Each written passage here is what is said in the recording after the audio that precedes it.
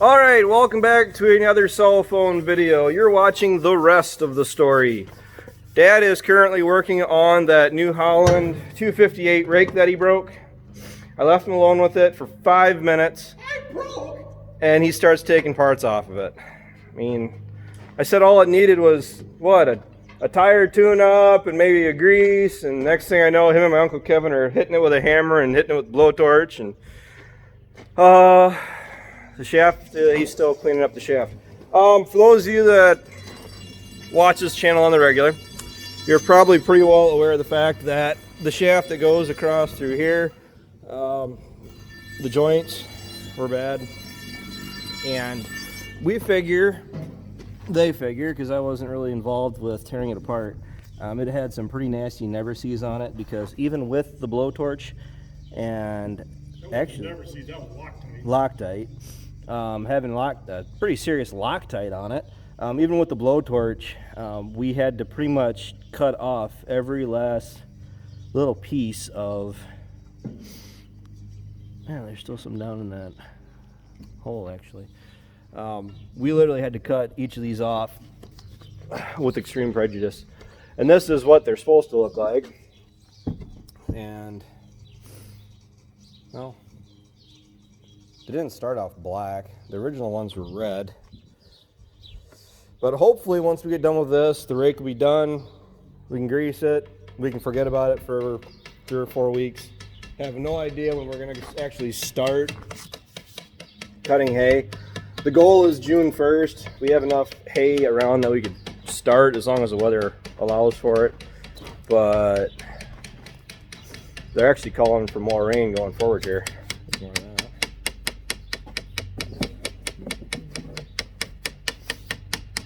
Don't break it. Let's go. I just can't have nice things. I buy nice things and Dad starts breaking them. Really? Nothing? Alright, I don't break anything. I just happen to be in the wrong place at the wrong time. Because what happens is, you completely destroy it when you break something. what happens is that, Oh, Dad, we're gonna need a new chisel plow. This one's junk. Dad, I think I ruined your planter. when the heck did I say I ruined the planner? I actually helped the planner out. I went through and Help the planter out. Yeah, right. The planter was fine till you got hold of it. This one, I didn't do anything to this one. I didn't say this one. Yeah, well, the 6-row, I'm pretty sure that was you every single time. Because back then, Travis didn't plant. That was all Father here. So Dad can take the blame for the planter. And as far as the chisel plow goes, we've been over this before. That one wasn't my fault. I was at the wrong place at the wrong time. It never is. Pretty much. And getting you trained, you realize that it's never Travis's fault. Usually it breaks after I let you run it, and then when you think something's about to blow up, what you do is you jump out real quick and say, "Hey Travis, why don't you go run this for today?" And about 45 minutes later, Travis is limping the chisel plow back to the house because he's got a flat tire or brush. What did we all break in that thing? It actually gives me a headache trying to think of everything we did to break that chisel plow this spring. So it actually has to come up and get some work on it done over the summer. And the biggest thing I'm thinking about changing on it, I mean, the goal is to maybe have something different, but let's face it, you don't count on that until it's actually here. I'm thinking about changing out the shovels from the 4-inch. These I think these are way too heavy for the chisel plow that we have. I mean, a heavier built chisel plow, these would be great, but I think that's part of the problem. We're ripping our chisel plow apart just because we're trying to move that much dirt in one pass. It just can't take it. So I was actually looking at Sloan's Express last night, and I was looking at 2 potential changes, which the one change really isn't that much of a change. There we go. The one is actually going from the 4-inch curved shovels to the 3-inch curved shovels, which I think would help. Something else that I saw that you could actually get out of there was the straight shanked shovels, which one of you actually mentioned that we should look into doing those. I don't know what kind of job those would do, to be honest with you. I mean, a straight shank compared to a curved, I think my thing is with the curved, especially when we're doing corn residue, the curved actually helps roll that residue under, as opposed to a straight shank. I don't really know how much coverage you'd actually get of the residue. But that's just my 2 cents. I mean, I've never been around them. Everybody around here runs the curved shovels, so That's just 2 cents, but you guys need to ask for your change back. See, he's just happy we're done planting, so that's why Dad's all full of jokes today. So, hey Calvin. I know this video is gonna be kind of shaky, but hey buddy. Okay, for a quick overview, for those of you that don't know, I bought this at an auction over at Scott Implement. I'm really happy with it. It's actually in better condition than Grandpa's was, and Grandpa's got sold in the farm auction. It's actually wider. Happy with it because Dad went through and fixed it. Fixed what? Everything. I paid for everything. The teeth are new. The arms are new. Yeah, see, he gets quiet when he realizes that I'm right. So, what's that? I didn't hear you. Yeah.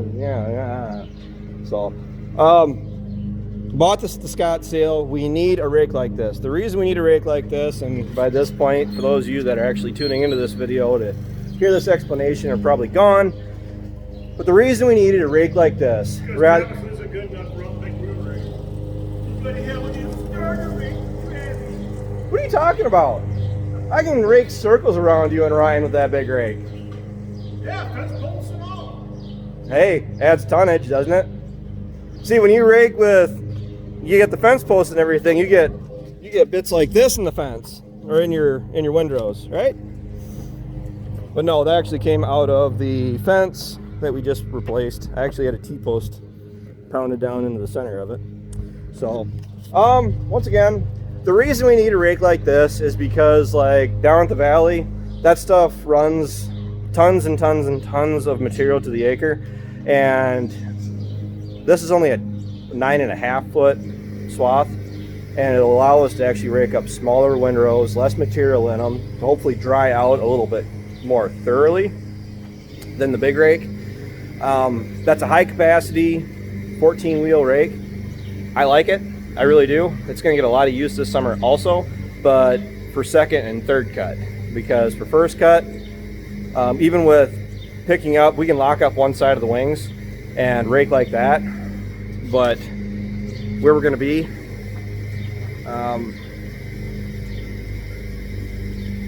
this is a little bit handier.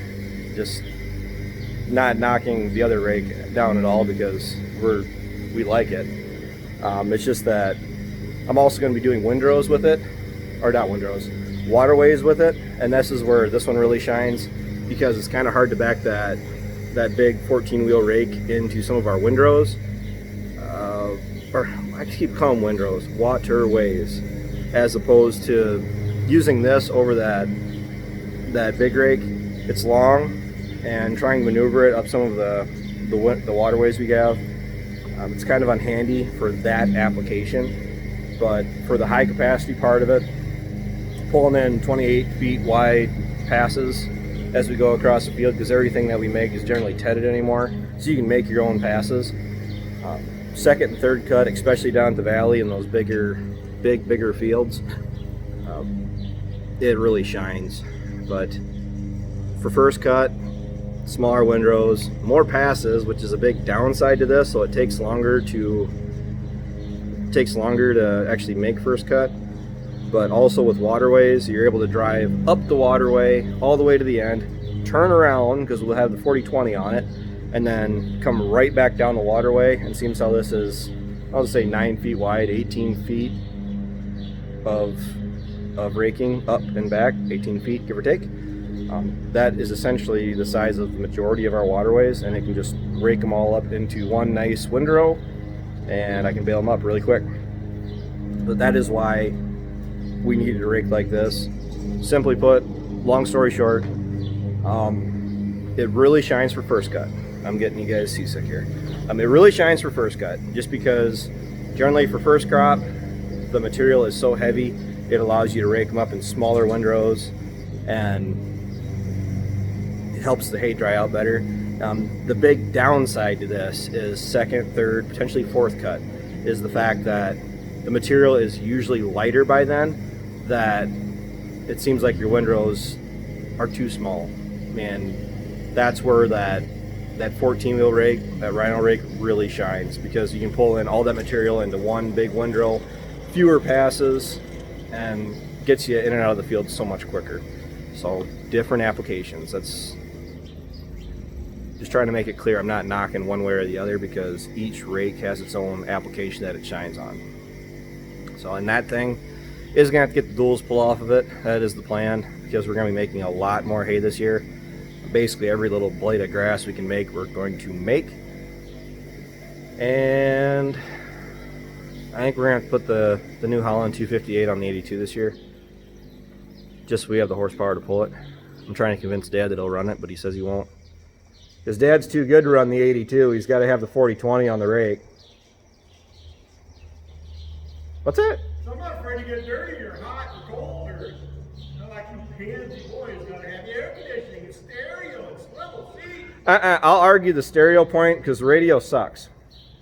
But AC and a comfortable seat goes a long ways, because otherwise I don't want to risk looking like you in another 30, 40 years. How old are you, Mal? What's that? Hey, say what you want, but I'd rather be comfortable than miserable at the end of the My day. daughter Travis. Oh, that's not fair.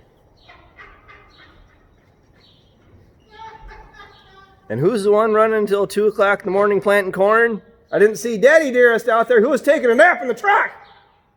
Daddy Dearest works 2 jobs. Just 2? So you're saying we need to get you a part-time job? 3 if I include fixing everything you break. I don't break that much. That's your business. I don't. When I break stuff, I completely destroy it, so there's no fixing. Say you gotta be the solution to your own problems.